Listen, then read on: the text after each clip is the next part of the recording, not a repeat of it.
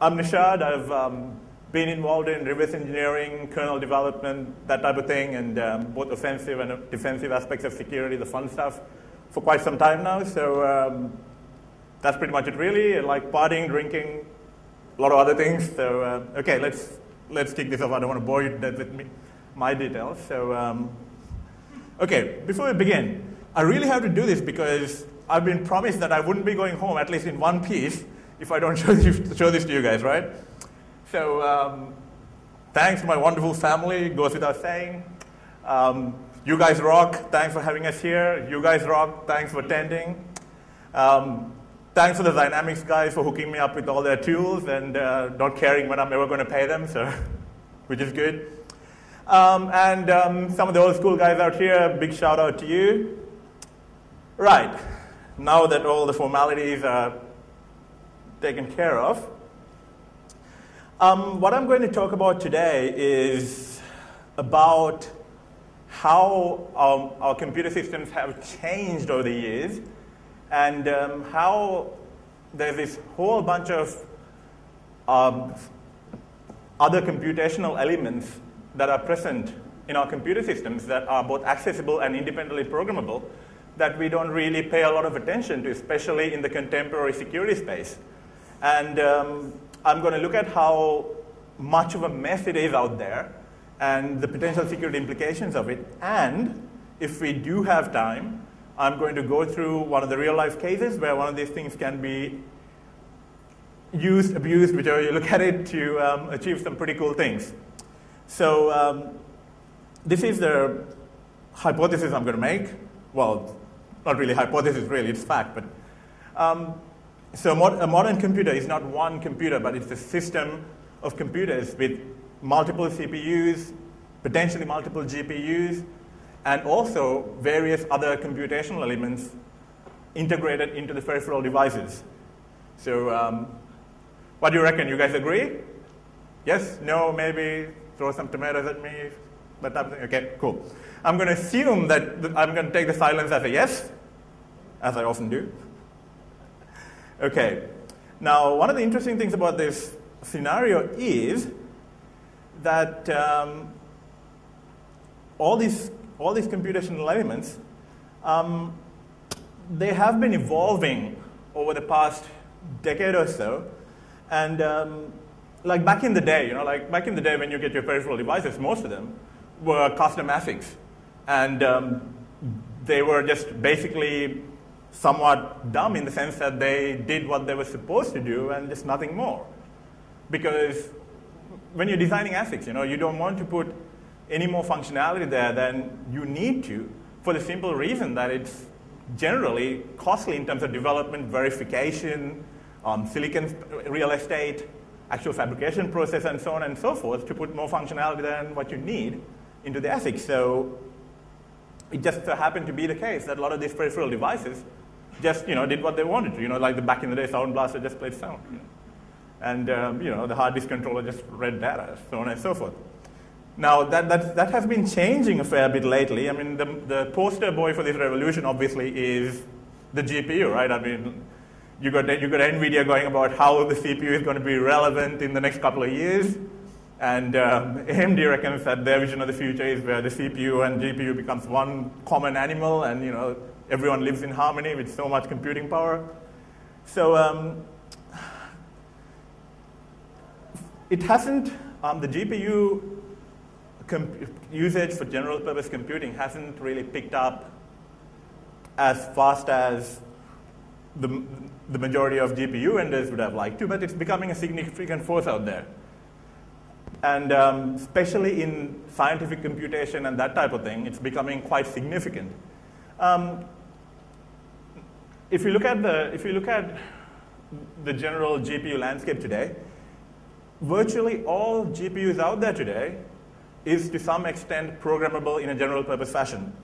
And a lot of these GPU frameworks actually provide you the ability to write either C or C-like code. Now, the question is, what does this have to do with malware, right? I'm getting to it. I'm going to go through the GPU stuff purely as background, I won't be focusing much on the GPU stuff because it's nice, it's powerful, but it's got a lot of processing power. But at the same time, it has some very strong limitations when it comes to the kind of stuff that we want to talk about. So how does this all relate to malware? Well, simple, right? We've built a lot of infrastructure to deal with malware.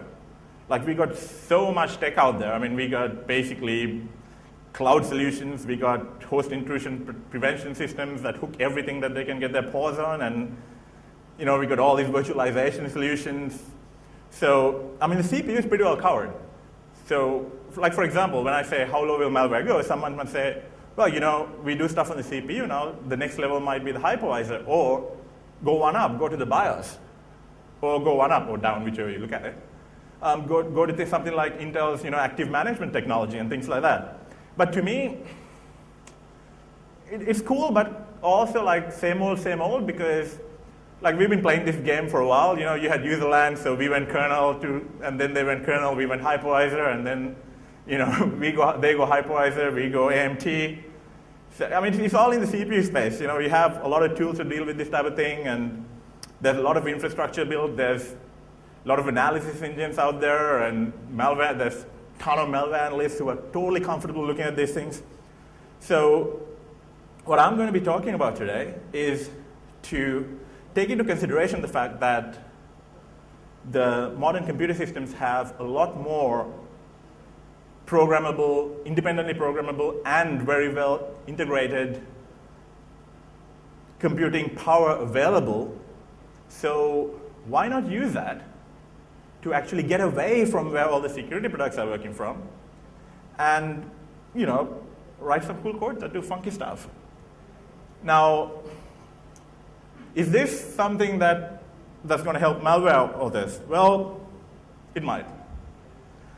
To me, I'm kind of interested in this from a lawful interception perspective and instrumentation perspective. There's a lot of things that can be done, but more than anything else, what I hope to get through to you is that how bad the environment is out there today when it comes to these peripheral computing resources. I mean, it's really a jungle out there because it's highly fragmented, diversified, and everyone does what they think is right. It's not a part of the operating system security model, and so on and so forth. But we'll get to that in a second. For the time being, let's look at the GPU so that we cover the bases, right? Okay.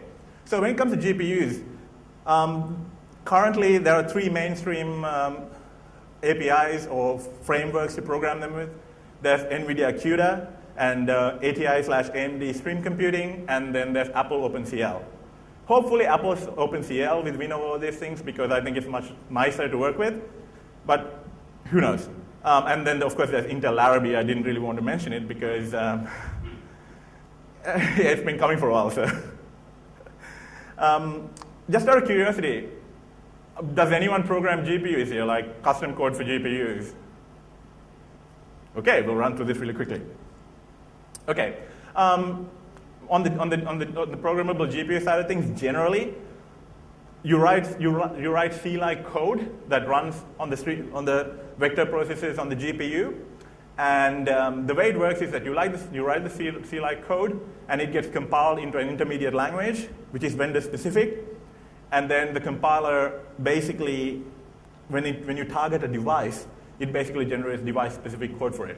I mean, the reason is pretty obvious. Like, GPU vendors want to reserve the right to change their GPU architecture as they feel fit. You put an IL in the middle, you have an abstraction layer, you're done. So generally, this device-specific code is embedded into the platform binaries. So when the platform binary is loaded, the GPU code is loaded, verified, and uploaded into the GPU. Now, what are the problems with running code on the GPU? Well, it depends on who's asking, really. I mean, if you're talking about people who write graphics code, well, they have options available to them because they can do source-level debugging either through IL emulation, or alternatively, you can compile in such a fashion that the GPU targeted code is compiled on the host CPU and run on the host CPU with the debugging support. So for graphics programmers, not so much of a problem. But if you're looking at, like, say, for example, a malware analyst who is interested in chasing down the specifics of an algorithm that is being offloaded onto the GPU, well, that's problematic because, well, there's very little. Well, first of all, you don't have source level access. Second of all, what you get is a blob of device-specific code. It's not even IL. And there's virtually no hardware debugging support on the GPU itself. Now, does this mean that all the malware will run on the GPU? Well, no. And there's many reasons for this. And the strongest reason being that even though GPUs pack a lot of punch, they're not as GP scene would like to be, in the sense that they're not as general purpose as you'd like to be to do some of the more interesting stuff from a mobile code perspective. So, for example, some of the limitations are that no self-modifying code is possible on the GPU, which is not entirely a problem because obviously, you can code your own virtual execution environment and then have self-modifying code. So it's not a huge problem, but all the same, there's no native self-modifying code support. If you really want, I really don't want to focus on the GPU. I just want to sort of talk about it for a bit of background. For additional information, you can refer to this. This is a presentation by Daniel. He's a pretty cool guy. He presented this at RuxCon last year. And it's online at the RuxCon archive, so feel free to have a look. It's pretty good. He goes into a lot more detail about the GPU stuff than I do. But just before we move on, to give you a small example of the kind of stuff that GPU might assist mobile code in, is like, for example, take malware, right? For command and control, for example, a lot of malware uses algorithmically generated domain resources or other communication resources that out of which you would pick one at random and try to connect to it. So one of the best strategies that we have to deal with this is to reverse engineer the algorithm, figure out what these resources are, and then proactively go out and shut down access to these resources. So for example, there's been some high-profile cases of botnets where they were using algorithmically generated domain names that were bulk registered by the bad guys, and they were used on a round-robin or random fashion to communicate as a CNC channel. So what some of the guys did was that they basically reverse engineered the algorithm, generated a list of resources, went back and just disabled all those domains, right? You stop the spreading and control right there. Now imagine a situation where this algorithm will be offloaded to the GPU. I'm not saying the reverse engineering would be impossible, but it'll be a bit more tricky because it's going to take a little long time. A lot of malware analysts don't work with the GPUs. They don't program GPUs. A lot of automated tools that exist for the purpose of analyzing and classifying malware doesn't actually support any GPU, no GPU emulation, no nothing. So it can buy people time. It can buy malware writers time. And this is just the tip of the iceberg. Like, say, for example, if they decided, okay, what we're going to do is we're going to go and implement this algorithm such that it's being used as a cryptographic black box in the unpacking process for the wrapper of the malware, right? So that's even more annoying, especially if they don't unwrap it all at once. So at that point, if you unwrap on demand using the GPU as a cryptographic black box, then it's problematic because you can't just wait for a certain point and dump it all at once. You have to achieve a certain level of coverage throughout the entire binary to ensure that you have enough unencrypted material to deal with. So there are a few things that malware authors can offload to the GPU reasonably successfully that can kind of throw a spanner in the works for us. But there's bigger problems out there. So I'm just going to move on and focus on some of the bigger issues. Okay, so let's get back to our modern computer, right? So in many of these peripheral devices, which contain programmable computational elements, you're beginning to find a lot of general purpose programmable CPUs in there. Like, I was very surprised when Joe was talking about the Gem Plus cards. Like they have an 8051 core. Okay, so You have the Gen Plus core functionality, and then you have an 8051 core. Obviously, if you can inject code into it, you can do a lot more because the actual hardware is capable of doing a lot more things.